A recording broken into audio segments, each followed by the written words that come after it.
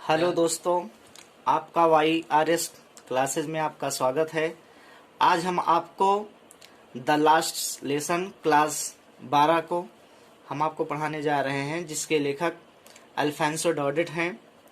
आइए about the lesson के बारे में पढ़ते हैं। The last lesson written by Alphonse Daudet narrates about the year 1870। ये जो लास्ट लेसन है अल्फांसो डॉडेट के द्वारा लिखा गया है, जो 1870 के वर्ष में वर्णन करते हैं।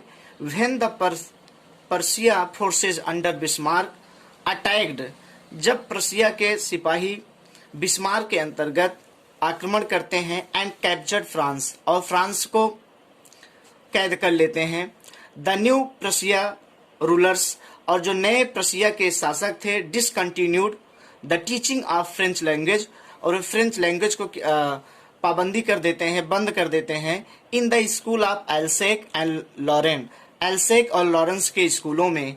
And the French teachers were asked to leave, और जो फ्रांस के जो अध्यापक थे उन्हें जाने के लिए कहा गया।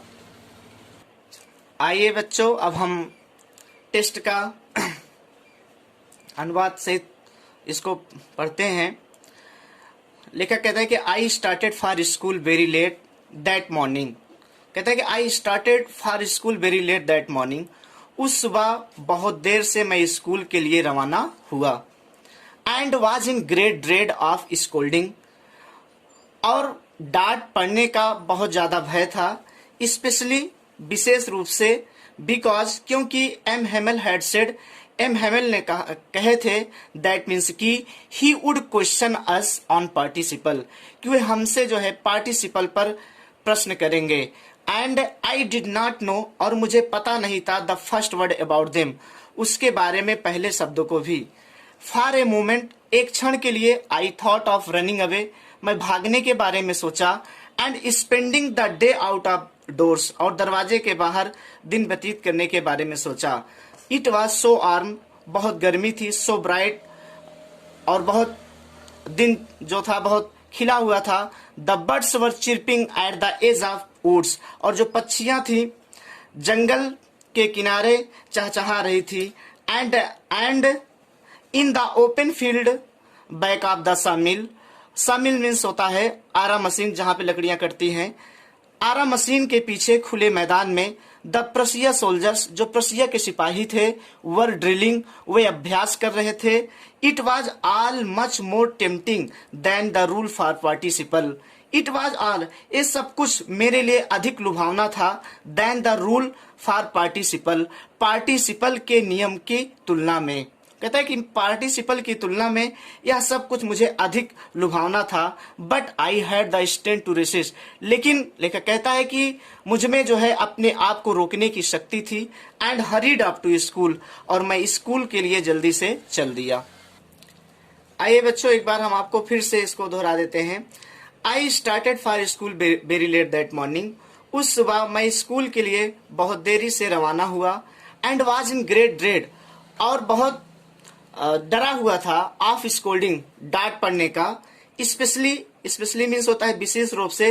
बिकॉज, क्योंकि M Hemal had said, M Hemal ने कहा था, दैट मीन्स कि ही वुड क्वेश्चन अस, वे हमसे प्रश्न करेंगे, ऑन पार्टिसिपल, किस पर, participle.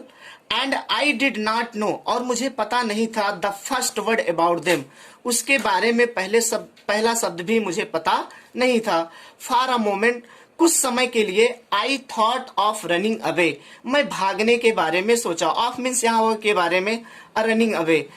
And spending the day out of doors, और दरवाजे के बाहर व्यतीत करने के बारे में सोचा। इट वॉज सो वार्म, बहुत गर्मी थी। सो ब्राइट, बहुत मौसम जो था खिला हुआ था। The birds were chirping at the edge of woods, the birds were chirping, chirping मतलब होता है कि चहचहाना, पक्षियां चहचहा रही थी।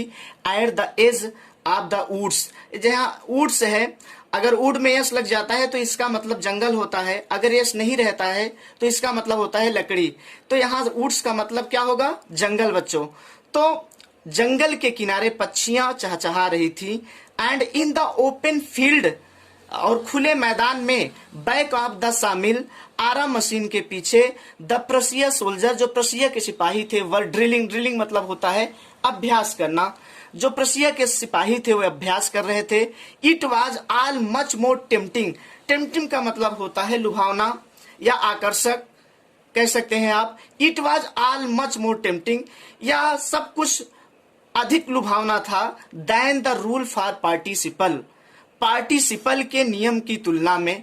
But I had the strength, strength मतलब होता है शक्ति, लेकिन मेरे अंदर शक्ति थी टू रेसिस्ट, रेसिस्ट मतलब होता है रोकना, जो है कि अपने आप को रोकने की मुझ में शक्ति थी। And hurried up to school, hurried up का मतलब होता है जल्दी से, और मैं जल्दी से स्कूल की ओर चल दिया। बच्चों, आज हम आपको एक पैराग्राफ हम आपको पढ़ा दिए हैं। अगर इस पैराग्राफ में आपको कोई दिक्कत आती है तो आप कमेंट बॉक्स में आप लिख सकते हैं। अगर आपको समझ में आ गया है तो लाइक और सब्सक्राइब करें, ताकि आने वाला जो वीडियो है आपके पास पहुंचता रहे। मिलते हैं अगले वीडियो में, तब तक धन्यवाद।